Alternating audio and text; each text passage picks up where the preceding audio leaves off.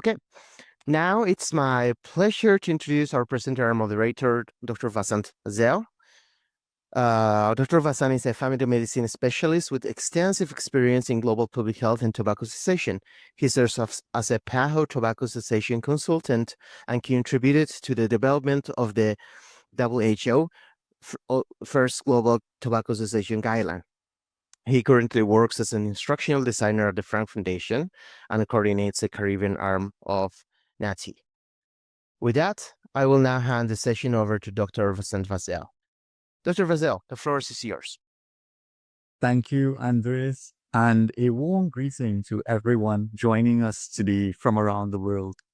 It is my distinct pleasure to welcome you to this vital discussion.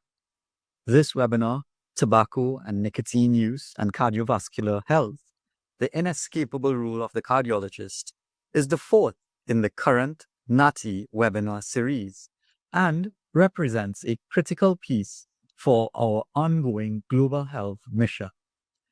The Nicotine Addiction and Tobacco Use Treatment Initiative, NATTI, was launched in Uruguay in December 2024. It is an international cooperative network jointly supported by the Frank Foundation NextGenU and the International Cooperation Center for Tobacco Control of the Uruguayan Ministry of Health. This unique partnership is dedicated to a singular, powerful goal: to promote training in evidence-based smoking cessation interventions and to strongly counter the tobacco industry's harmful narratives, particularly those around harm reduction. We especially recognize the Frank Foundation, through which NextGenU champions the democratization of health education, ensuring that free or low-cost online courses reach health professionals globally. You can learn more about the foundation and our work by visiting nextgenu.org. Today's topic is profoundly important, underscoring the cardiologist's essential role in tobacco control.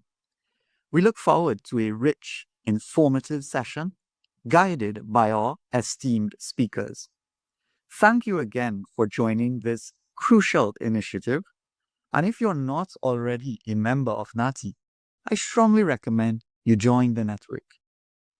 Now, to bring us welcoming remarks from the World Heart Federation, it is my pleasure and honor to introduce Oriana Pervan, Chief Operating Officer of the World Heart Federation, a journalist and long-term expert in international organizations and leaderships across environment, human rights, sustainability, and health. Oriana, the floor is yours. Thank you, Basan, and thank you for yours and NATTI's leadership. Dear colleagues, dear friends, good morning, good afternoon, good evening to all of you joining us from around the world. It is my distinct pleasure to welcome you to this webinar on behalf of WHF, representing over 200 cardiac societies, heart foundations, patient organizations, and every single entity who cares about achieving cardiovascular health for everyone.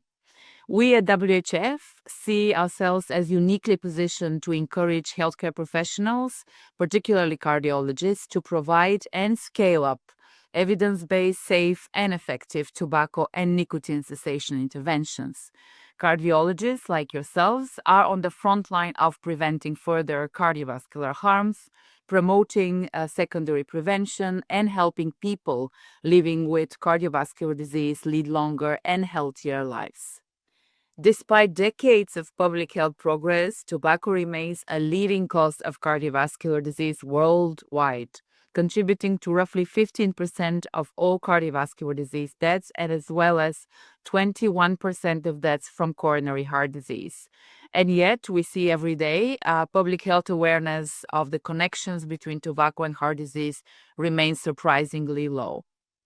We also face ever-evolving challenges, such as the persistent interference from the tobacco industry in public health and science, the rise of these so-called new tobacco and nicotine products, and the confusion that these all create for both patients and clinicians, and in general for the general public.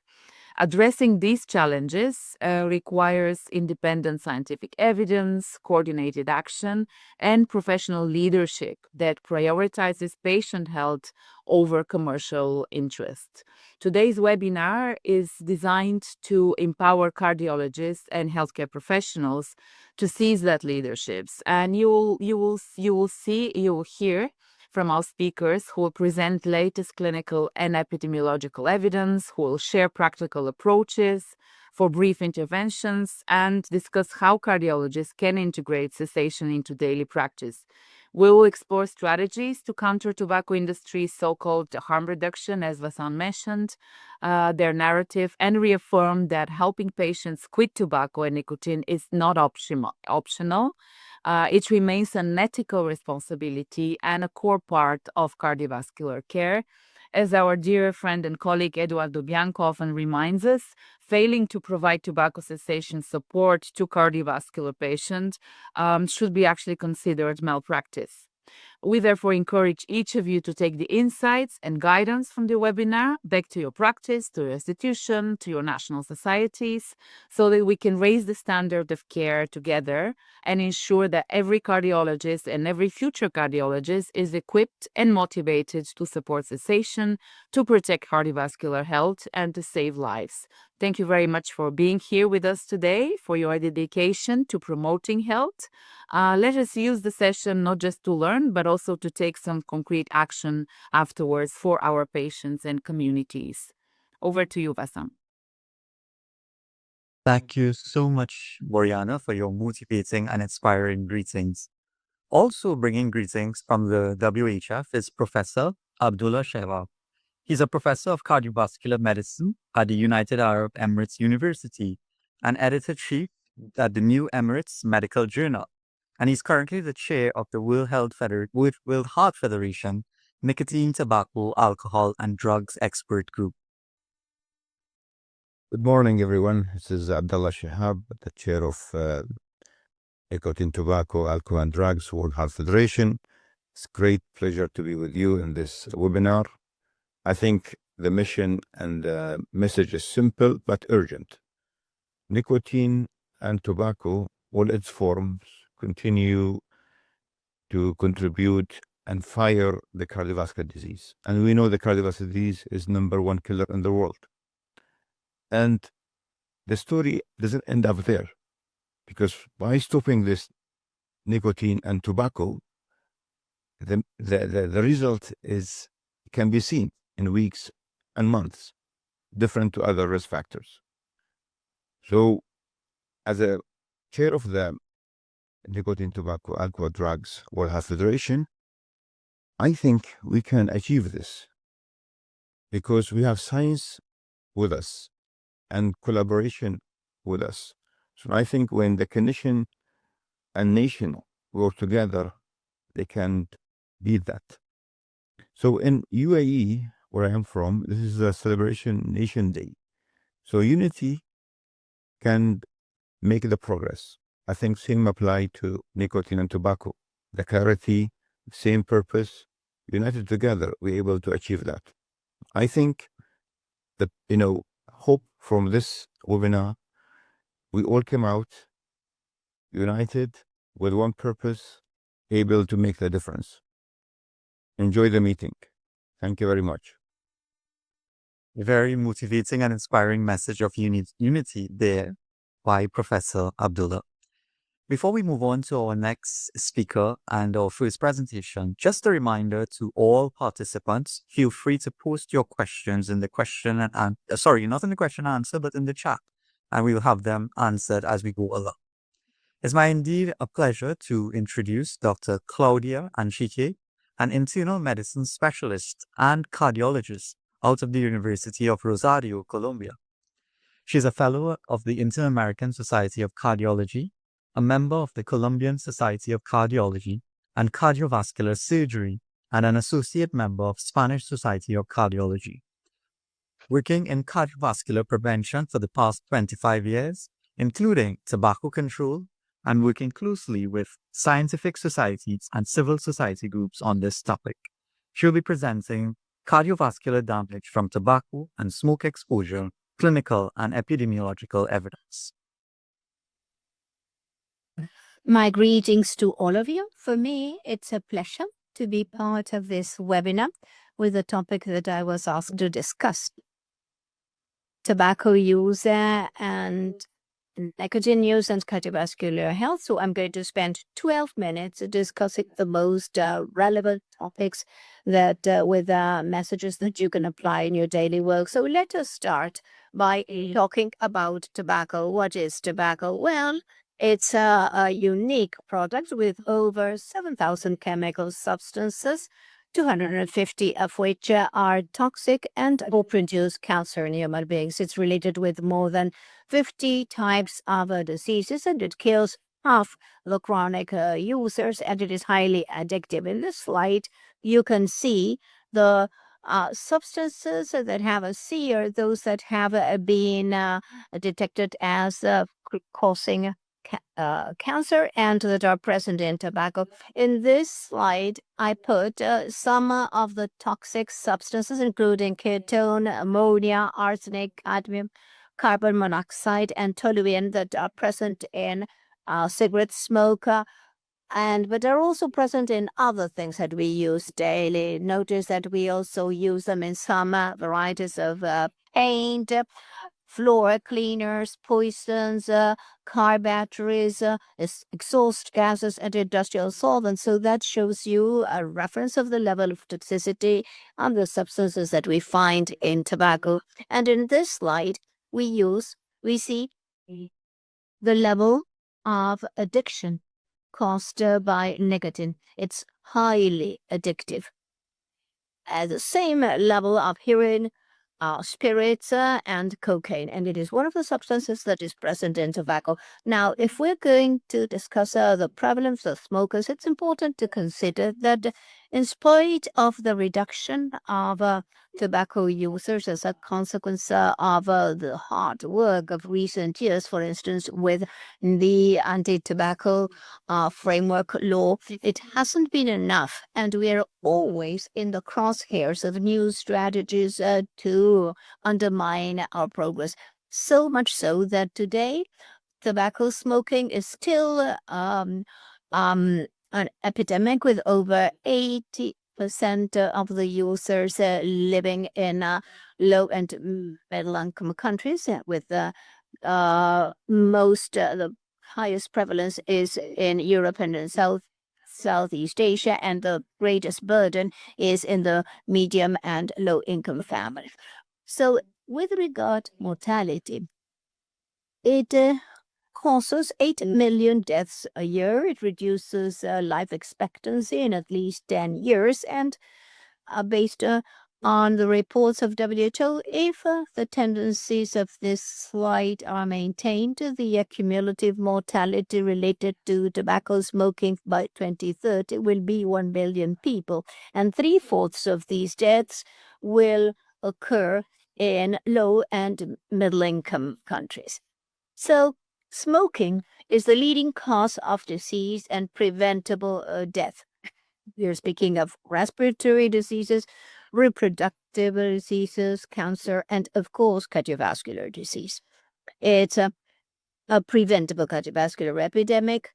It causes about 1.9 million deaths because of coronary artery disease every year. It is responsible for 1 out of 5 cardiovascular deaths. And in this slide, you see the different clinical manifestations: stroke, carotid atheromatosis, acute myocardial infarction, sudden death, aortic atherosclerosis, including aneurysm, renovascular disease, and peripheral artery disease. In spite of the evidence, there are still hundreds of millions of tobacco users that do not know that smoking causes heart disease. Now, let's see the cardiovascular effects of tobacco use. Usually, they are more closely related. We are more aware of the chronic effects, such as coronary artery atherosclerosis, but it is also very important. And today, I want to highlight the acute cardiovascular diseases of tobacco smoke. And here, I want to highlight how both second-hand exposure and active exposure to tobacco smoke, the two of them increase the risk of coronary artery thrombosis and myocardial infarction. These acute effects of exposure to tobacco smoke alter the homeostatic process through multiple mechanisms: vasoconstriction, arterial rigidity, endothelial dysfunction, platelet activation, and factors of coagulation. This alters the balance between the fibrinolytic and antifibrinolytic factors and the antithrombotic and prothrombotic factors, leading to the propagation of thrombosis intravascularly. This intravascular thrombosis is very important because most cardiac sudden deaths that can be attributed to acute thrombosis occur among smokers. So it's a frequent mechanism of acute myocardial infarction among young smokers.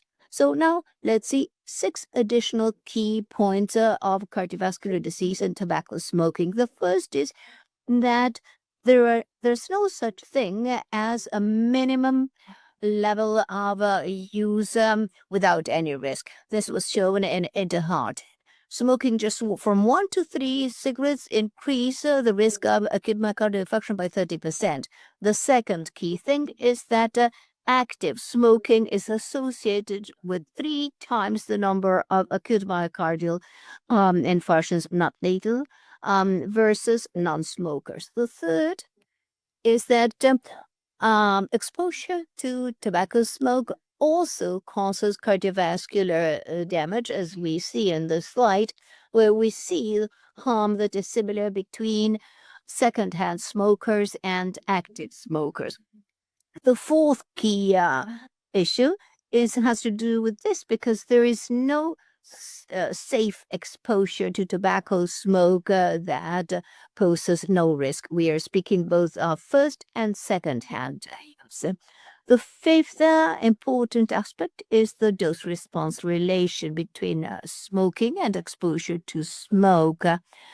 People usually think that the higher the smoke, the exposure to second, then the higher the diseases. But it's not linear, because you need to add the exposure to smoke of first and second hand smoking. So it is not linear, as we see in the slide. The sixth aspect is very important because it has to do with cessation. What happens with cardiovascular health when a person quits smoking? It's very important because after 20 minutes, you start seeing the benefits. 20 minutes later, the blood pressure falls, and so does the heart rate. At 24 hours, the risk of acute myocardial infarction is reduced, and after 1 year, the coronary artery risk is reduced by 50%, and 5 years later, the risk is the same as in non-smokers. So much so that cessation and therapy of tobacco smoking as part of cardiovascular disease is essential, and we need to approach it as a chronic disease with the addiction component if we want to apply an appropriate intervention. In this slide, I want to highlight an aspect that is very important in cessation that adds to what we just said. And please look at the upper part of the slide, and you see that the standard therapy that we give out to patients with cardiovascular disease, such as aspirin, ACE inhibitors, beta blockers, and statins, these standard therapies reduce the risk of death in patients with cardiovascular disease by 15 to 35%. And please notice that cessation reduces the risk of cardiovascular death by 36%, and the risk of future cardiovascular events is reduced by 50%, to the extent that the scope is very important. We need, when you are thinking of helping somebody quit. Now, despite that, why is it that cardiologists and general practitioners do not systematically address the cessation of smoking among their patients? And the studies show several explanations, but maybe one of the most important is that the practitioners don't feel confident enough to do that. So we have to work to improve that. So what can the cardiologists do vis-a-vis the situation? There are 4 key aspects. One is to educate themselves and help their patients quit smoking. Second, strengthen the smoke-free policy. Third, to support the integration of tobacco smoking cessation within the health system. And fourth, systematically and compellingly reject the narrative of harm reduction of the tobacco industry. So, we've gone through the current evidence of risk and the mechanisms of cardiovascular disease, the benefits of cessation, and the importance of treating the patient for tobacco cessation. And we can conclude with 5 take-home messages for your daily work. First of all, there's no safe level of use or exposure to tobacco. Second, cessation rapidly improves cardiovascular health. Third, the cardiologists are professionally committed to help people quit smoking. Fourth, we must treat tobacco smoking the same way that we treat other risk factors. And fifth, not helping a cardiovascular patient to quit smoking could be considered malpractice. So with this, I leave you with 5 key messages that you can apply in your daily work. Thank you. Thank you very much, Dr. Claudia, for that very insightful and inspiring presentation. We're all reminded of these 5 take-home messages. Before we move on to our next speaker, I'd like to encourage everyone on the chat to introduce themselves and where they're from. And we're really creating this global community here in this webinar. It's my indeed pleasure to introduce Dr. Hongyi Ye, who is the President and Professor of Medicine at the McKay Medical University. He is the attending cardiologist for the McKay Memorial Hospital in Taiwan, and also the McKay Medical University. He is a member of the World Heart Federation Nicotine, Tobacco, Alcohol, and Drugs Expert Group. It's my pleasure again to introduce Dr. Hongyi to present to us today. Hi, everybody. I'm Hongyi Ye from McKay Medical University, Taiwan. It's my honor and pleasure to share with you a short talk entitled How Should a Cardiologist Intervene in Tobacco and Nicotine Cessation? From Evidence to Real-World Promotion. I have nothing to declare.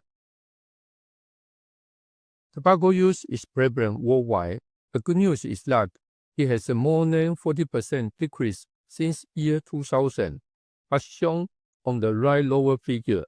Currently, 1 in 5 people aged 15 years or older are addicted to tobacco, mostly in high-income countries. There is sex difference. Women smokers are much less, and their tobacco use is reducing at a faster rate compared to men.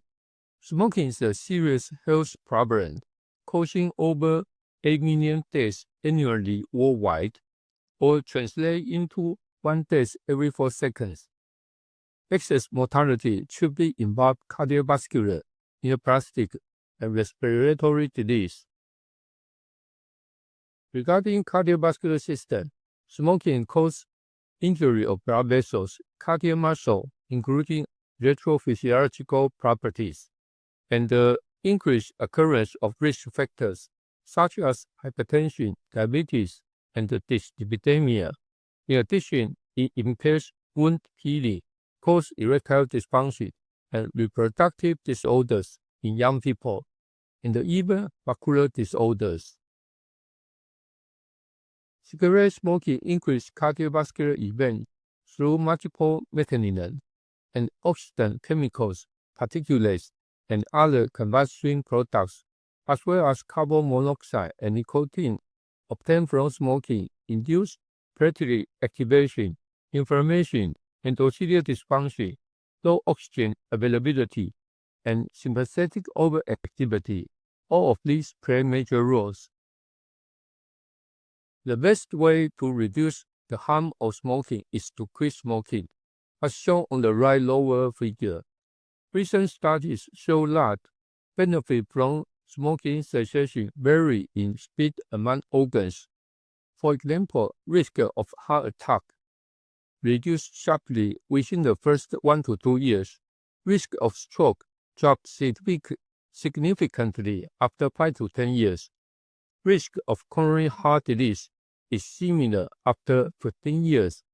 Most important, you need to quit completely to get the benefit.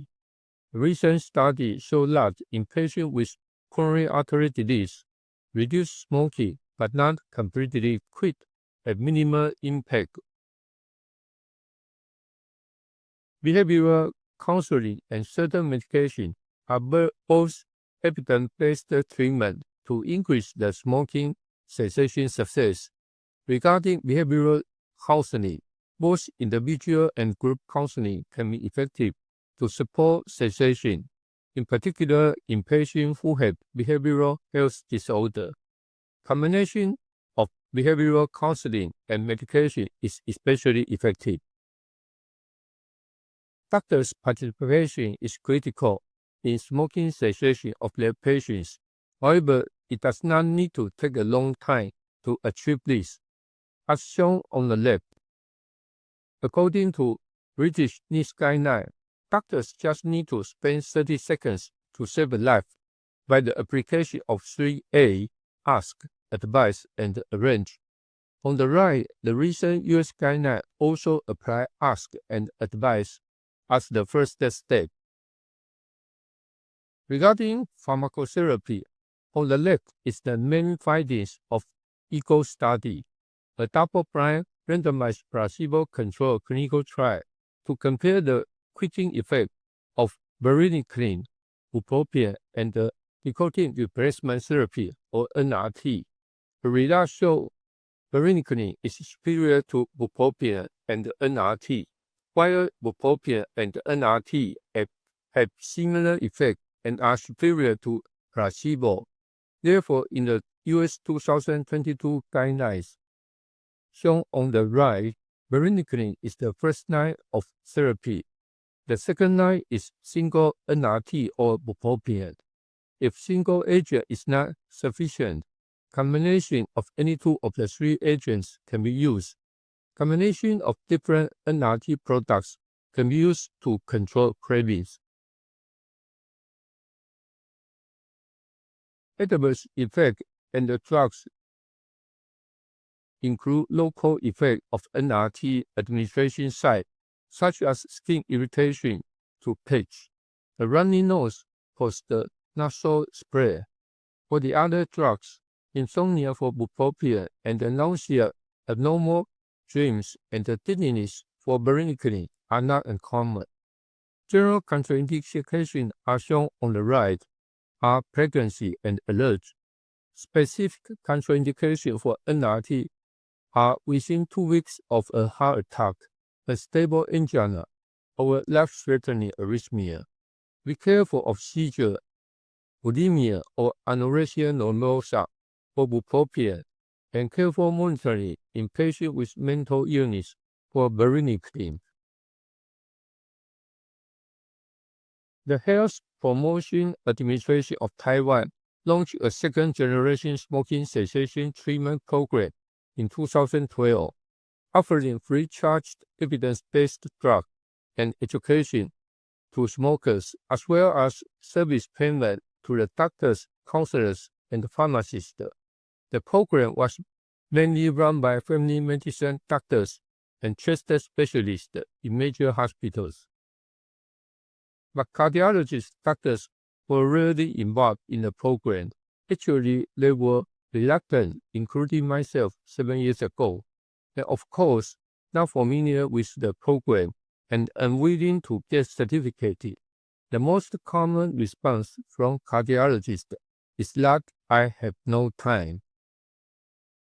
In March 2018, the leaders of 7 cardiovascular disease relevant societies of Taiwan had a meeting to discuss how to promote smoking cessation for the patients.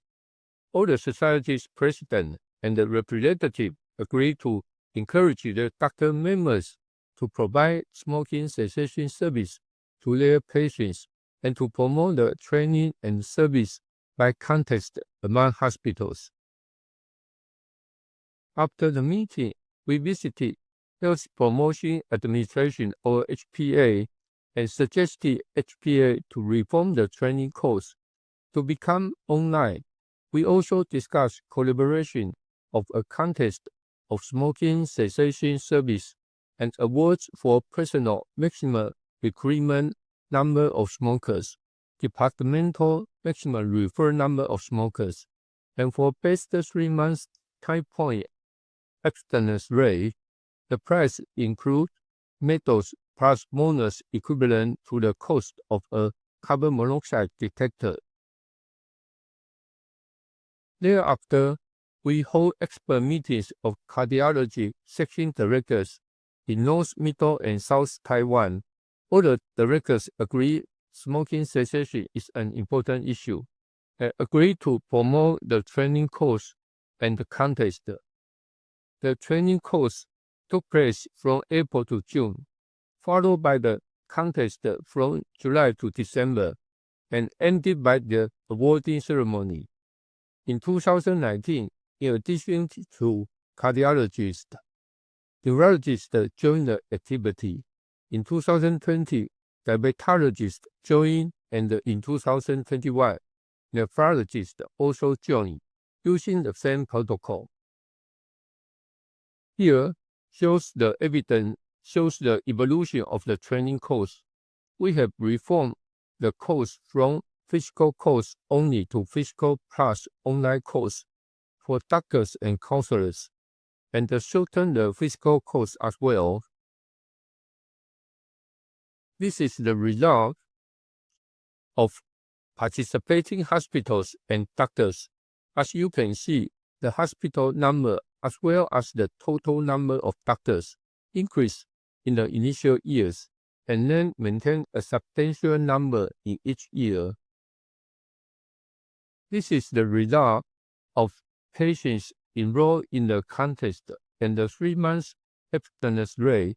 As you can see, the patient number as well as abstinence rate increased initially and then maintained about 5,000 patients and 30% success rate respectively in each year. In summary, smoking is prevalent worldwide, causing over 8 million deaths yearly. Cardiovascular disease risk is enhanced in smokers, while complete quitting reduces the risk. In contrast, reducing smoking has minimal impacts. Evidence-based treatment indicated combination, behavior counseling, and drugs are most effective. Finally, an approach by holding expert meetings and online plus short-term physical training course for doctors and counselors, followed by contest among hospital and the specialists, is an effective strategy from Taiwan experience. Thank you for your attention. Thank you very much, Dr. Hongyi. That's certainly eye-opening and much appreciated to have that insight into the Taiwan experience. I think we can all be motivated and inspired again by what was achieved there in Taiwan, particularly with the training for the specialists. As we move along with today's webinar, again, it's my esteemed pleasure to introduce Professor Stanton Blunt, a former full professor of medicine at the University of California, San Francisco, and founder and director of the UCSF Center for Tobacco Control Research and Education. Professor Glantz is the author of numerous publications, including The Cigarette Papers.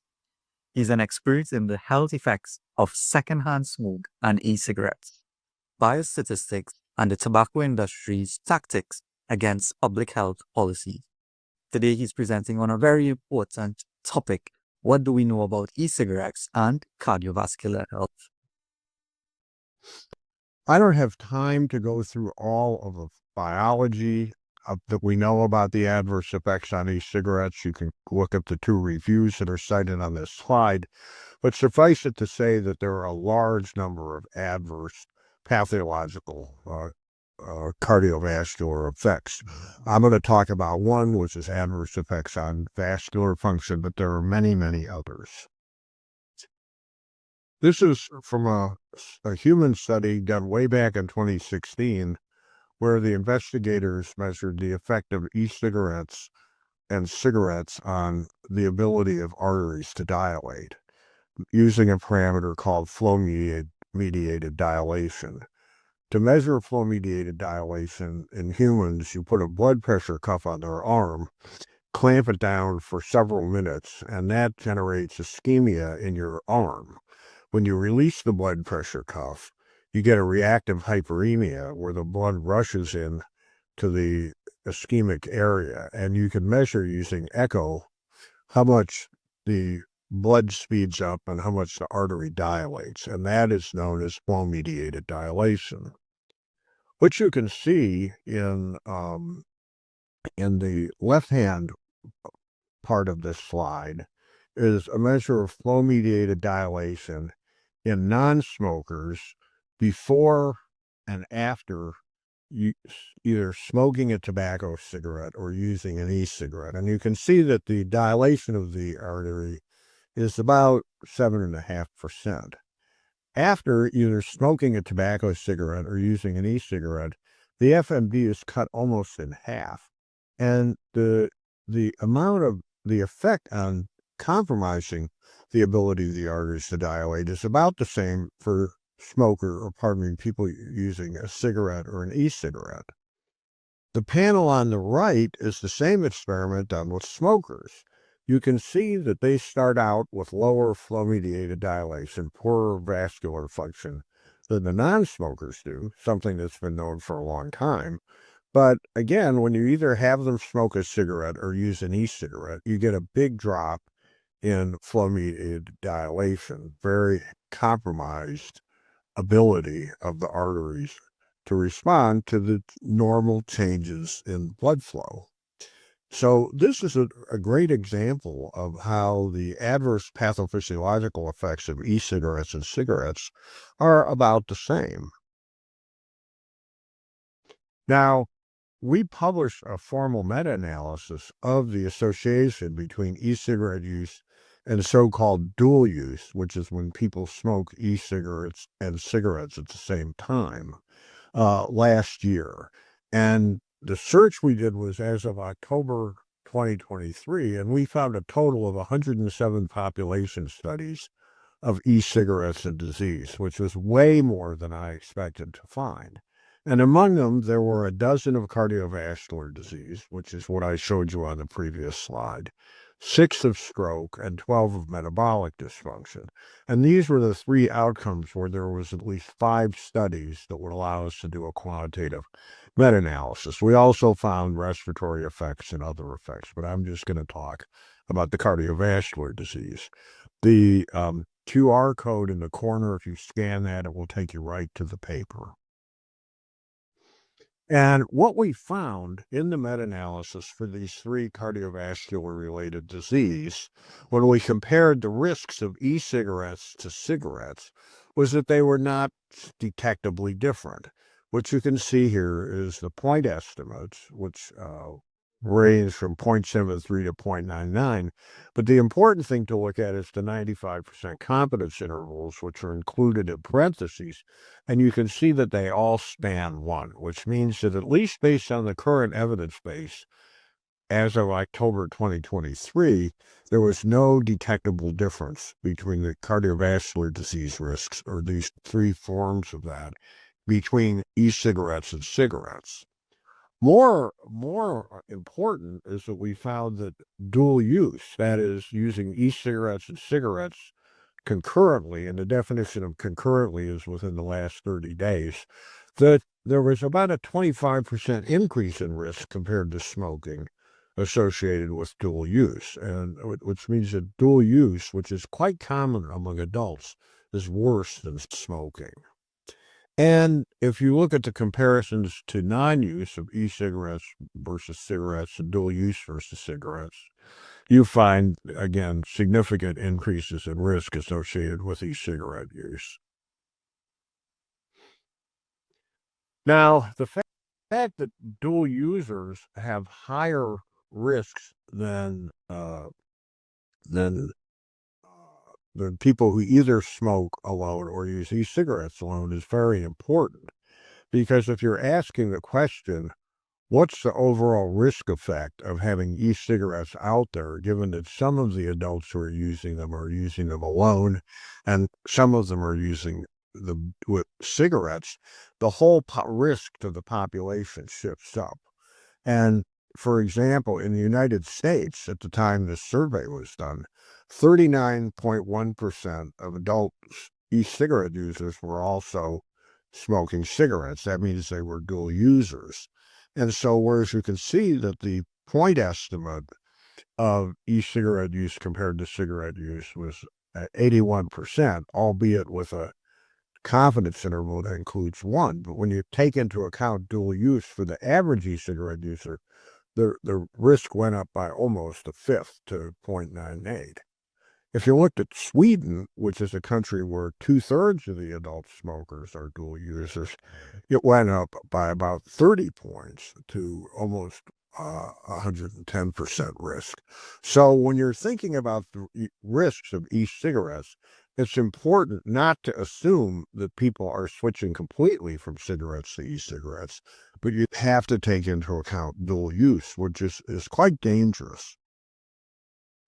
So the conclusions we draw from all of this is e-cigarettes is actually used in the population. And remember, the e-cigarettes are not medicines. They're not used under prescription or medical supervision. People just go out and buy them and use them however they want. But for cardiovascular diseases, that is cardiovascular disease, which includes MI and CVD and others, as well as for stroke and metabolic dysfunction, e-cigarettes is actually used to have similar risks to smoking. The dual use is actually riskier than even smoking. And when you take into account the fact that some adults are dual users, that makes the overall disease impact higher. And another thing that's very important is that these risks are much higher than you predict from biomarkers, which is looking at the levels of toxic combustion products delivered in a cigarette. If you just compare the levels of those things between cigarette smokers and e-cigarette users, you would predict, and in fact the e-cigarette enthusiasts vociferously argue that they're much safer. But the actual disease risks are much higher than you would expect from looking at a limited number of biomarkers. Now, the other thing that people, especially the e-cigarette advocates, love talking about is that there are a few randomized clinical trials that have been assessed repeatedly by the Cochrane Collaborative, which is a very prestigious group that assesses randomized controlled trials, that they find that giving smokers e-cigarettes as a cessation aid performs statistically significantly better than either usual care or giving them nicotine replacement therapy. And this is the meta-analysis from the 2025 Cochrane Review of e-cigarettes and quitting. But when interpreting these results, it's very important to keep in mind that these e-cigarettes are being given out in clinical trials under clinical supervision, and they're generally combined with counseling, which is not how they're used in the real world. But even more important in terms of interpreting the randomized trials, while the Cochrane Collaborative and the people doing these studies themselves don't make a big deal out of this, if you dig into the randomized trials, you find that for each switcher, you get 1.9 to 3.7 dual users. And as I just talked about, dual use is a lot more dangerous than smoking. And so if you just take the point estimates that are reported for the risks, you find that if you look at all the patients participating in the randomized trials, and you account for the fact that you're creating more dual users than switchers, there's actually an increased risk associated with giving e-cigarettes to patients as a smoking cessation device. So it actually increases harm. And I think this is not a good idea as a treatment because the downside risks that you're creating by giving a smoker an e-cigarette and as a cessation aid, you're actually increasing the likelihood they're going to get cardiovascular disease. So the key question is, are e-cigarettes actually used associated with substantially less disease or harm than cigarettes? And the answer is no, whether you consider actual use or as a cessation aid. And in fact, as a cessation aid, they have an adverse risk-benefit ratio. And in talking about all this, we have not considered at all the adverse effects of the fact that e-cigarettes attract a lot of nicotine-naive youth. So, e-cigarettes are bad for your cardiovascular system, and they're not an effective harm reduction strategy. So thank you for your attention. Thank you very much, Professor Glantz, with surely some evidence that we can all use in our day-to-day practice and to counter these narratives of harm reduction. We now move on to the panel discussion, and it's my pleasure to introduce a very dear colleague of mine, Dr. Eduardo Bianco. Dr. Bianco is a retired Uruguayan cardiologist, an expert in tobacco cessation treatment, with a master's degree in addictive disorders and a bachelor's degree in international relations. Dr. Bianco has held many positions, including former chair of the World Heart Federation Tobacco Expert Group. He is currently the Director of Addiction Training for Health Professionals at the Frank Foundation Next Gen and coordinator of the Nicotine Addiction and Tobacco Use Treatment Initiative, NATTI. I introduce you to Dr. Eduardo Bianco, and before I ask him to take the floor, allow me to also introduce our co-moderator today. Mr. Yunshu Wang is a policy and advocacy officer at the World Heart Federation and serves as its focal point for tobacco control. Mr. Yunshu is a former community pharmacist with practical experience in supporting patients with tobacco cessation. I present to you our two esteemed moderators today for our panel discussion. Thank you, Bassam. I think Yunshu is here. So when you can open your camera, or turn on your camera. I'm going to switch to Spanish. Hola a todos. Hello, everybody. It's a pleasure for me to be chairing this session together with Yunshu. Before I give the floor to Yunshu for him to introduce our outstanding panelists today, I would like to know whether we still have Professor Hang Yi online, because it's very late in Taiwan. At present, it's midnight there. And if he were present, we might ask him a couple of questions and release him so he can go and rest. Hang Yi, are you there? Much, Eduardo, and thank you so much, Vasant, for the kind introduction. And I would also like to thank again all our speakers for laying such a strong foundation for the panel. So now I'm pleased to introduce our panelists, who are all longtime friends of the World Heart Federation and who have also contributed immensely to our tobacco control efforts.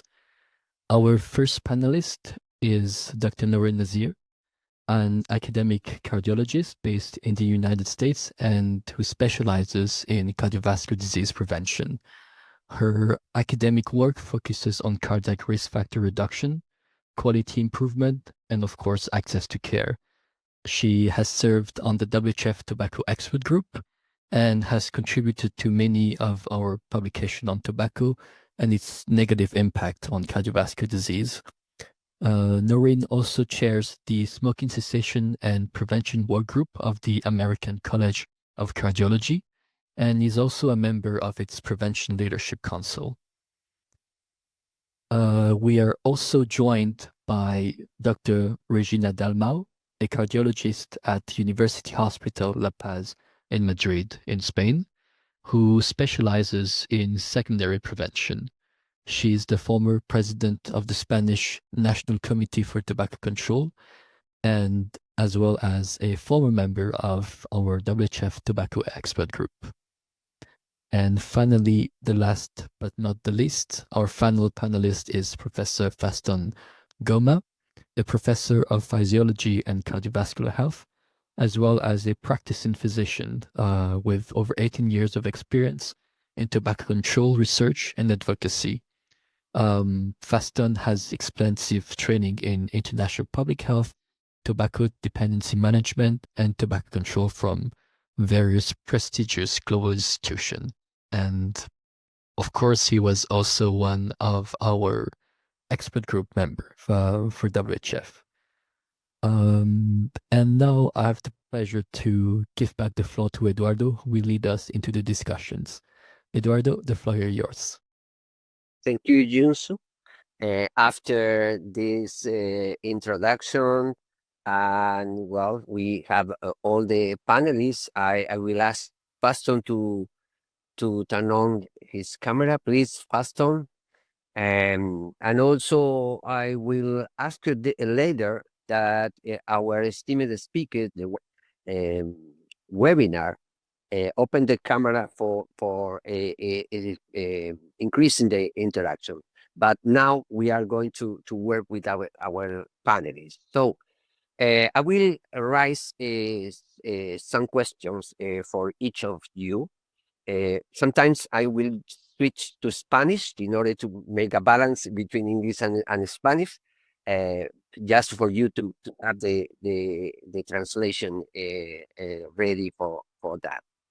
So let me start with a first question that maybe you can all answer for have a response for that. And that is, and why the cardiologists do not offer tobacco cessation intervention to their patient as after receiving the information we got from our speakers. What is the reason? I will start with Regina, but then if Noreen is interested in add or something to that, please, Noreen, and also Faston jumped into the conversation. Regina, comienza, por favor, con... Gracias. Hello, everyone. It's my pleasure to be here today with all of you. And thank you for inviting me to this interesting session. Well, it's a tricky question because cardiologists are really concerned about cardiovascular risk, very concerned about lipids, very concerned and more concerned in the last years about diabetes, very concerned about antithrombotic therapy, etc., etc. But why they are not really interested in smoking cessation? It's something very difficult to understand because cardiovascular risk should be tackled as a whole. I mean, you can have a patient with a very well-controlled LDL cholesterol, but if this patient is still smoking after an acute MI, there is a problem. The reason why I think it is complex. Sometimes we think it's a lack of time. It's true that our consultancies are very short, and we have many issues to focus on, as I mentioned earlier. But tobacco is a really relevant issue when a patient is able to remain abstinent. His or her prognosis is much better. But it's true that when you only have 10, 15 minutes per patient in a large schedule of patients, sometimes it's quite tricky to find time to do a behavioral intervention, for example. It's true that cardiologists are not really trained in behavioral interventions. And sometimes many cardiologists think that they have other more important issues to dedicate time to. Another reason may be that cardiologists are not really familiar with smoking cessation drugs. We don't have that many drugs to learn how to deal with, but it's true that many of us haven't received special training on smoking cessation interventions. Other reasons, perhaps we think that smoking is a choice, and when we have the perception that we are not going to be able to change the behavior of our patients, we don't dedicate time to this. I think this is a mistake, because a patient that hear a strong and very firm counsel from the cardiologist to stop smoking is probably going to at least to think about it. And another issue is that sometimes we don't have a really well organized pathway in smoking cessation. We think that it's not our duty. Perhaps we think that it's a GP duty, but we don't send the patient to a special unit. We don't have it in mind how to tackle this. So I think it's very important that the pathway is well organized and well described, and perhaps we need some multidisciplinary approach, and we need to be to collaborate with GPs, other specialties. At least let's try to have a pathway well described and to follow it in order to help our patients to stop smoking. Perhaps there are other issues. I think cardiologists, and mostly young cardiologists, are more attracted by devices, technology, and sometimes they think this is a boring topic. But I think we really need to make all the young cardiologists understand that this is a very important issue. It is a must in cardiovascular prevention, primary or secondary prevention, and they have a role.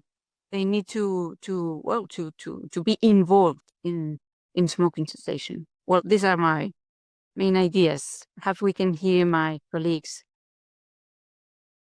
Muchas gracias. Thank you, Regina. That was a very clear intervention. You highlighted, first of all, that we haven't been trained.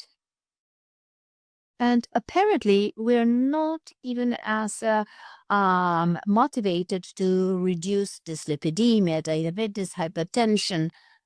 And we also consider as if it were the patient's choice, and we don't see them as dependent. And we believe that we won't succeed if we intervene, even despite the evidence, in addition to the issue of improving the processes. Happy to just contribute a little bit. I agree everything with what my colleague has said. I think Regina hit really key points on what's going on. There's a couple other things that I'd like to say. Maybe why, a lot of these other cardiovascular risk factors or cardiovascular disease issues, you have a medicine, you write a prescription, you give it to the patient, they walk out of the clinic. For smoking cessation, it doesn't always start right away with a prescription. You do have to talk, engage the patient, make sure they're at the right stage. It takes a little bit of time rather than, I wrote a prescription, you're done. I'll follow up with how it affected you. Got to call back the patient. Smoking cessation also multifactorial. Are there smoking cessation specialists, support teams that can help patients? Not as simple, straightforward as I just gave you a medicine for your cholesterol and I need lab work. So I think we really need to figure out how do we get more comfortable with doing something that's not simply that prescription for a medicine. And especially from a cardiovascular standpoint, so much of cardiovascular disease is lifestyle modification. Well, those are discussions that we need to have with patients, not simply giving prescription therapy and waiting for the next step in follow-up. So that's one of the things I'd like to say. I think the other aspect, which Regina touched on it towards the end, is it's not a popular all the time in the news. It's always in the background. Smoking and heart disease is always in the background, and people just make that assumption, well, the patient may know about it, or somebody else knows about it, and somebody else discussed it. I've got this new and exciting treatment. I should talk to the patient. I think we should not think that way, because we know, even in our great presentations we had earlier, if somebody tells you directly with conviction that you should not smoke or you should quit smoking, that's so impactful. And the time, even less than 30 seconds, but really, we should really be thoughtful. It's not, even though it's always there, it's always that should be discussed. Thank you very much, Noreen, for this input to this conversation. Fasto, do you have anything to add to this? Thanks, Eduardo. I just wanted to mention that, one thing that we may overlook is the behavior of the cardiologists themselves. Because if the cardiologists use tobacco, then it's a disaster. How do they reach out to the patient to actually advise them to stop using tobacco? So I think we need to get back and advise our colleagues, the cardiologists, that please, tobacco use among cardiologists must be a no-no. Then we can be more effective in reaching out. But really, I think what I took out mostly today is the whole point of saying whoever doesn't offer tobacco cessation can be cited for malpractice. I think that must wake up the cardiologists. Thank you very much. Very clear, really.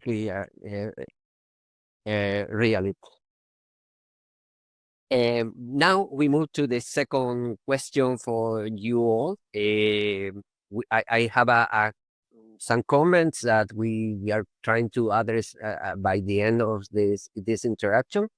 The second question will be guided directly to Noreen. How can we integrate tobacco cessation intervention into cardiology training and clinical practices as we identified as a problem? Because I was not trained in tobacco cessation when I was a cardiologist, long time when I studied cardiology a long time ago. But I think today in many countries that is the situation. Noreen, how we can change this? What do you suggest? Thank you again. I think, just before I answered that particular question, in many countries, either tobacco use has increased and then decreased, and then nobody hears about it increasing again. Everybody's like, oh, it's decreased, and now I don't have to be so concerned about it. But as we talked about, even in this great panel, in the great presentations with e-cigarettes, use is increasing. Use is exponentially increasing. We need to be more thoughtful that what I learned in school 10 years ago, what I learned in school 20 years ago, what I heard, what I read about 20 years ago, 10 years ago, even 5 years ago, is much slower changing than what's actually happening. People are increasing use, people are using in different ways.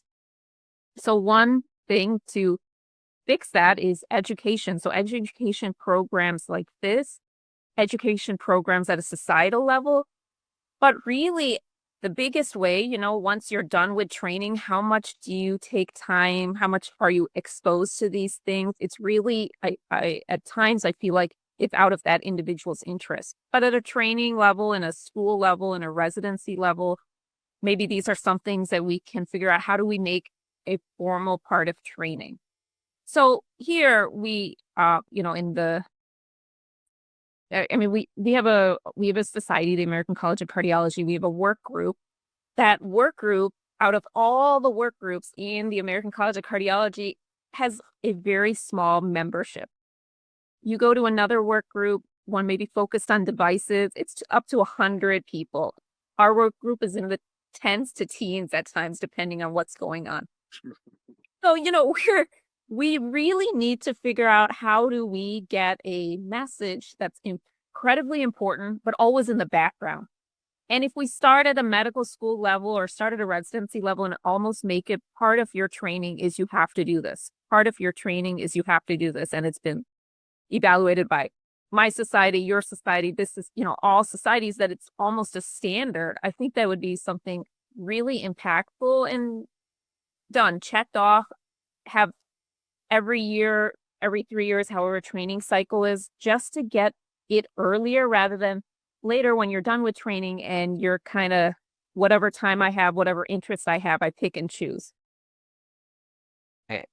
Thank you very much, Noreen. You raised a very good points.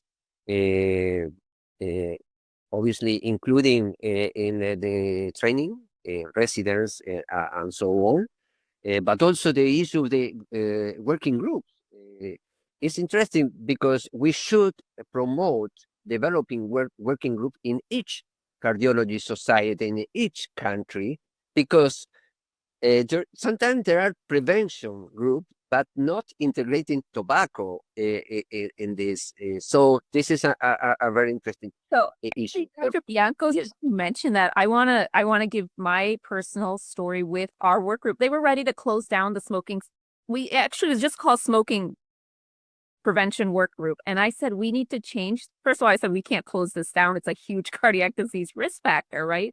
The society said we don't have enough members who are interested or whatnot. But actually, if you don't have anything, then you just decrease the interest so much more. So I think all of us here, we definitely need to make sure your societies and whatnot have some place for somewhere to then make awareness. But then in that time, I changed it to cessation and prevention, because prevention is a key component to all this, from don't smoke in the first place. But the other thing is, once you get some like-minded colleagues, and I've looked at the comments, and I think we've got some great, hopefully, next steps planned, and I'd love to collaborate with everyone. But that's where you start the next project. That's where you get the project going. So, we're working on how to do these educational programs and whatnot, but at least make sure if it's not someone else, make sure you're able to contact your society, keep it going, find those few like-minded people, and then be on like a program like this, you find more like-minded people and get the word out, hopefully more and more. No, that is great. I don't know if Regina or Paston, do you want to add something to what Noreen has said? I would add that cardiac rehabilitation, well, it is strongly supported by the current guidelines of coronary disease, heart failure, and tobacco cessation intervention is a core component of cardiac rehabilitation. And I think it's a good way to train the young cardiologists, because cardiac rehabilitation is a part of their training program in smoking cessation strategies. In cardiac rehab, we have a multidisciplinary team, which is very important in terms of smoking cessation, because we have nurses, we have, of course, cardiologists, we have physiotherapists, sometimes we also have a psychologist. And I think this is a very relevant environment to talk about smoking cessation. I think it's a key issue also, as well. Absolutely. You raised a very good point. Paston, do you have a comment on that? Or Yeah, really, Eduardo, I think we must say that, the training of cardiology must change with time. And I think that's what Noreen was saying, that, as cardiologists, we are very quick with a prescription. But I think now we know that by the time the patient comes to a cardiologist, he has major issues. And so even as you think of prescribing, you have to think of secondary prevention. And so put your pen down first, listen and talk to the patient. And one of those important things you need to talk about in secondary prevention is tobacco use. And so it must be an absolute requirement for every patient to have their tobacco use documented, and then at the end we say that brief intervention was given as a bare minimum to tobacco cessation. I think that's the way we must go. So the cardiologists nowadays must know that we have moved actually in the way we approach treatment. We actually ought to be more listening and think more of secondary prevention and rehabilitation. Thank you very much, Eduardo. No, thanks to you. I will ask to Claudia and Chique, Stanton Glantz, and I don't know if Hangi is still in the call. In order to address the last question, because we are in the 15 minutes, final 15 minutes of our webinar, and the final question is related to the presentation of Professor Grant. And it refers to what should cardiologists and their association do in response to the disinformation campaign and the narrative promoted by the tobacco and nicotine industry that harm reduction is a valid and acceptable and effective intervention. How do you, Faston, starting with you, what do you think? And then let's start the interaction. And Hangi, feel free, Stan, and Claudia, if you are there.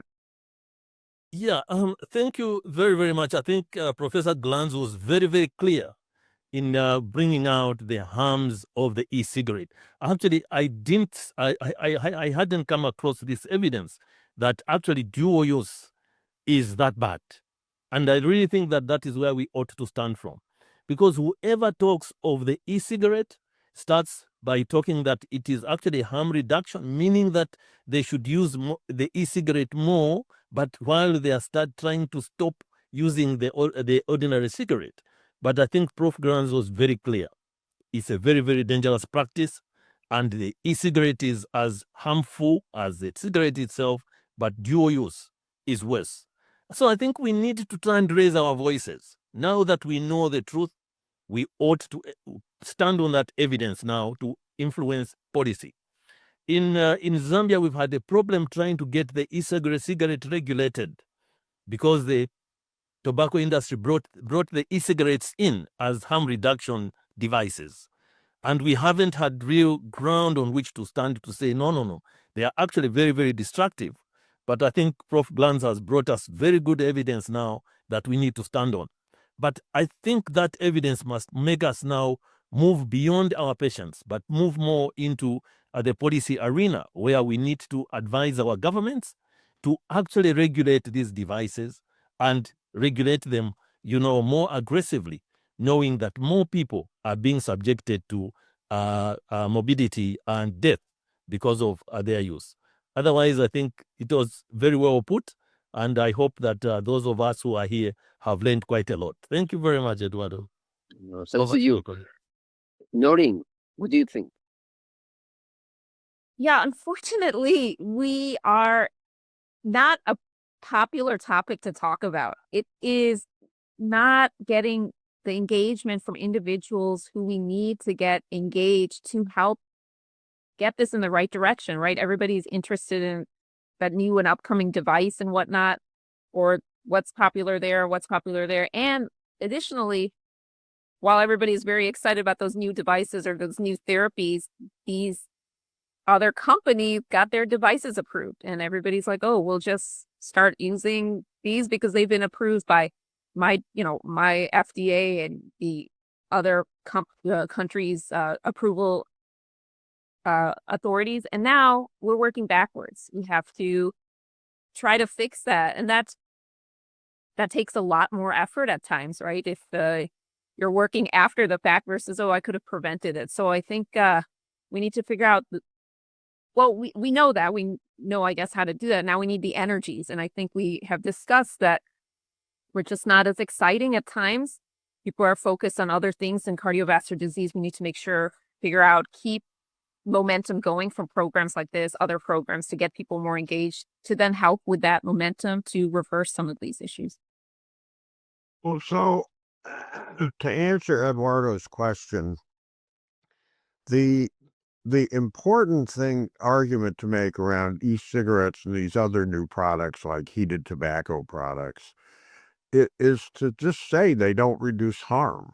I mean, rather than getting into an abstract discussion of whether harm reduction as a concept is a good idea, I think a lot of energy has been wasted on that because e-cigarettes don't reduce harm. And in fact, the point, as was just emphasized about dual use, is very, very important, especially when you're talking about adults, because it's a very common practice. And in fact, I just saw a new paper a couple days ago that showed that dual use increases diabetes risks more than just smoking. And so I think that the if, and the other thing is if you go back and look at where e-cigarettes actually came from, the urban myth is that they were invented in China in 2005 as a smoking cessation device. Okay, well, that's not true. If you go into the secret tobacco industry documents, Philip Morris had a working e-cigarette in 1994. And if you go back before that and ask why did they develop it and look at the marketing research that was done in the late 1980s, what they found was that a lot of adult smokers were quitting because of health concerns. And so they developed the e-cigarette as a product to give to health concerned smokers to keep them from quitting. They didn't really care. They didn't test whether they were actually less dangerous. They didn't test whether or not they were good for smoking cessation. They tested whether or not smokers would use them as rather than quitting. And I think that I was in the cardiology division till I retired, and I realized cardiologists are very busy. But if I think that just to comment on the earlier talks briefly, I think what we should be pushing for is the medical systems integrate smoking cessation systemically and then get the specialists to ask about it and get people into the cessation programs rather than asking them to do them themselves. I think, the cardiologists and the other specialists are very busy, but the thing they need to do is on every patient encounter and until they have gotten to know someone, to just ask them about their tobacco use. And if they use it, strongly encourage them to get into a cessation program, which is, easily available to them. And I mean, just one quick personal story. I mean, I belong to Kaiser, which is a health maintenance organization, which has put a huge amount of effort into this and been very successful in bringing smoking down. And a few years ago, I went in with a broken leg, and the first question I got asked is, "Do you smoke?" And I said, "Do you know who I am?" And the answer, of course, was no.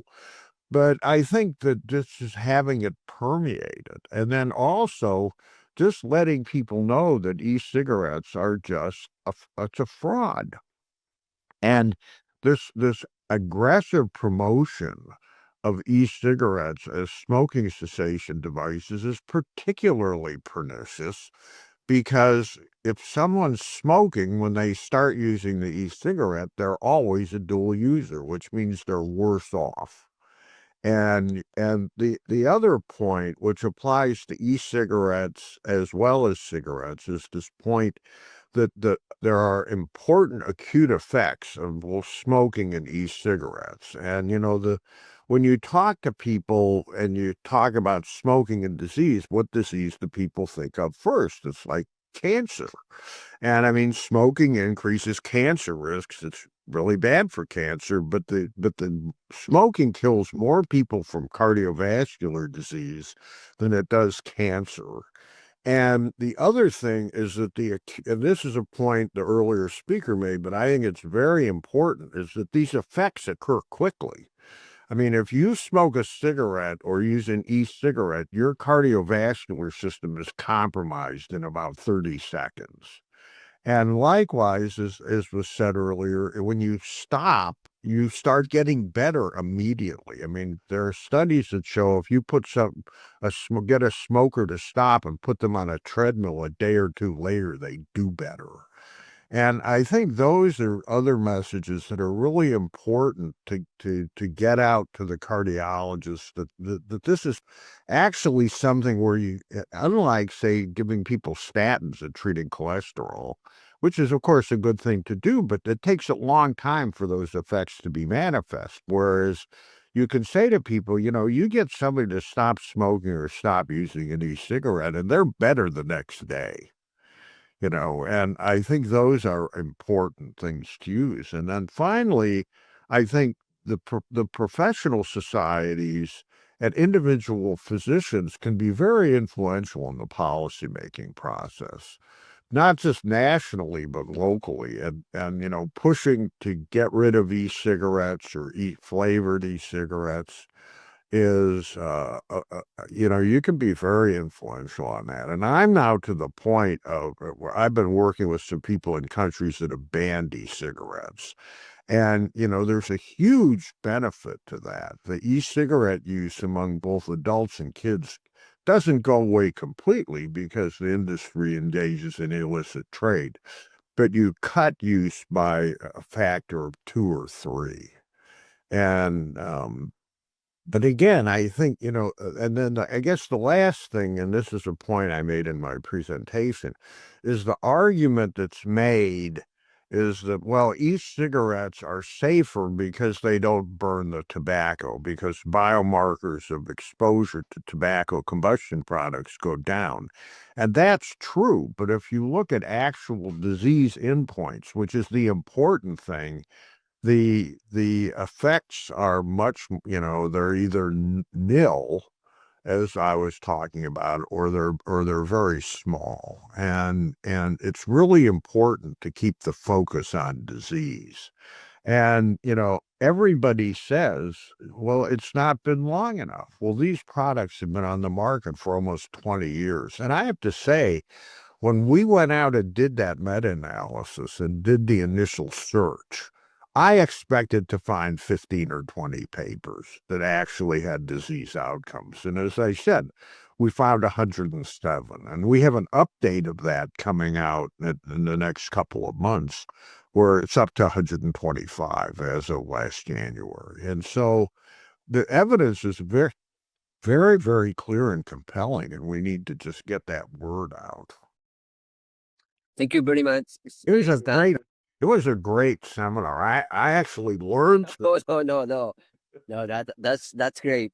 We are short of time, but I would like to give the floor to Hangi if he is willing to provide his input in any topic he would like, and then we are going to the closing remarks.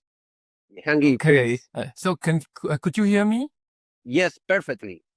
Okay. So I think I agree all the panelists' opinion, and from our experience, I think the society, especially the professional society, play a very important role because we were educated that tobacco is bad, but we don't receive the information regarding the knowledge and the skill of how to provide smoker with smoking cessation service.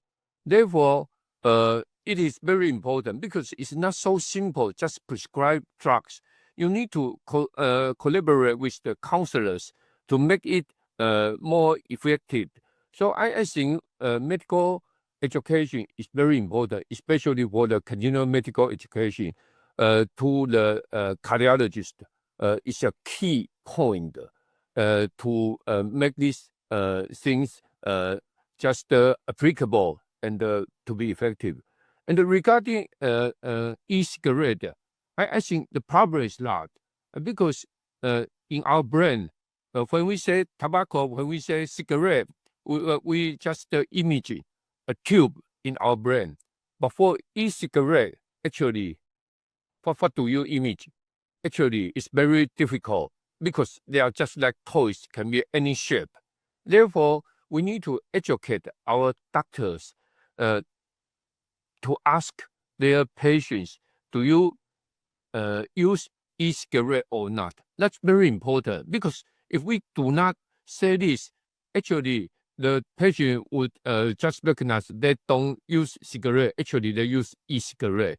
Therefore, I think to make this just everywhere in our cardiology society, just to ask our people, do you use e-cigarette? Otherwise, in the young generation, they say, no, I don't use a cigarette at all. But actually, they use e-cigarette. So that's my point. Thank you very much. Thank you very much, Hanky. You raised a very good point. But we need to close the meeting. It was really great, this interaction, and we could stay longer, but we need to make an end of this. I will give the floor to Junsu Wan on behalf of the World Health Federation to provide his closing remarks, and then I will provide the remarks from NATTI and the Firm Foundation. Please, Junsu, go ahead. Thank you very much, Eduardo. And just before I share some final thoughts, I just wanted to thank NATTI and the Frank Foundation again for all the coordination and the organization for the webinar. So on behalf of the World Heart Federation, I would like to express our gratitude to our NATTI colleagues, our esteemed speakers and panelists, and of course to each of you for your participation and engagement today. I feel that it has been inspiring to see cardiologists, healthcare professionals, national society representatives, and students from all around the world come together to address this critical challenge of tobacco and nicotine consumption, especially in the context of cardiovascular health. And we have heard compelling evidence on the harm of tobacco and nicotine, practical guidance on brief interventions, and of course, insightful discussions on how to integrate cessation into daily practice. I think our speakers have very well highlighted that tobacco harms the cardiovascular system through multiple pathways. And I would like to reiterate what Dr. Anshik said, that all forms of tobacco are harmful and that there are no safe levels of consumption or exposure, that is. I feel that the main message of our session is also very clear. Providing tobacco and nicotine cessation is essential and not optional. And healthcare professionals, especially cardiologists, have a key role to play in this. Tobacco cessation remains one of the most effective interventions for the prevention and reduction of cardiovascular disease, morbidity, and mortality, and with significant health benefits both in the short and long term. As highlighted in recent years, newer tobacco and nicotine products have become increasingly popular, and WHF would like to stress that e-cigarettes and heated tobacco products are far from harmless and associated with increased risk of cardiovascular disease and other health harms. And even nicotine alone is detrimental to heart health. As Boyana mentioned before, WHF would like to encourage all of you to disseminate, but also implement the knowledge, the strategies and insights that were shared today back to your clinics, institutions, and national societies. And a special message for the students that are with us today. I would say that your curiosity, commitment, and future leadership will also be very crucial to sustain our efforts. I hope that you have found today's session informative, and we look forward to convening you to our next webinar. So thank you again for your engagement, and WHF, as a member of NATTI and the WHO Tobacco Cessation Consortium, we look forward to seeing the positive impact of your efforts. Thank you. Thank you very much indeed, Junsu. I will switch to Spanish now. Agradezco. Thank all the participants of this webinar. I especially want to thank the WHF, the World Heart Federation, and the American Cardiology Society, the Uruguayan Society of Cardiology, the Colombian Society of Cardiology, that have both participated and supported this webinar. But I'm sort of envious because for the mental health webinar, we had 350 people registered, and for this one, only 190. That means that there's still a lot to do with the societies of cardiology and the cardiologists and the people that work with cardiovascular health. We are aware that the time of the day might not be the best for the different regions. So probably in 2026, we'll do it regionally for Africa, Southeast Asia, Middle East, and Latin America, obviously, so that we may reach people better. At any rate, we want to thank the participation of everybody here, so that with what we are building, that is NATTI, is a network of networks that intends to unite forces and people and institutions so that we can all promote evidence-based cessation activities and to counteract against the harm reduction narrative of the tobacco industry. Because if we don't do it, the industry will invade our professional associations and will convince people for their tobacco cessation devices or for harm reduction in their view. And I speak as a cardiologist. We cardiologists need to learn that we need to claim for the medication that we don't have in our countries that have been validated for cessation, and to deal with this topic as we deal with any other chronic disease such as hypertension, diabetes. We cannot continue to tolerate that our patients won't receive the care that they deserve. In a very short time, this may turn into malpractice. We all have to work together. So, with these last words, I thank you all for participating, and we hope to see you in the next webinars in the NATTI series. So, see you next time. Thank you all.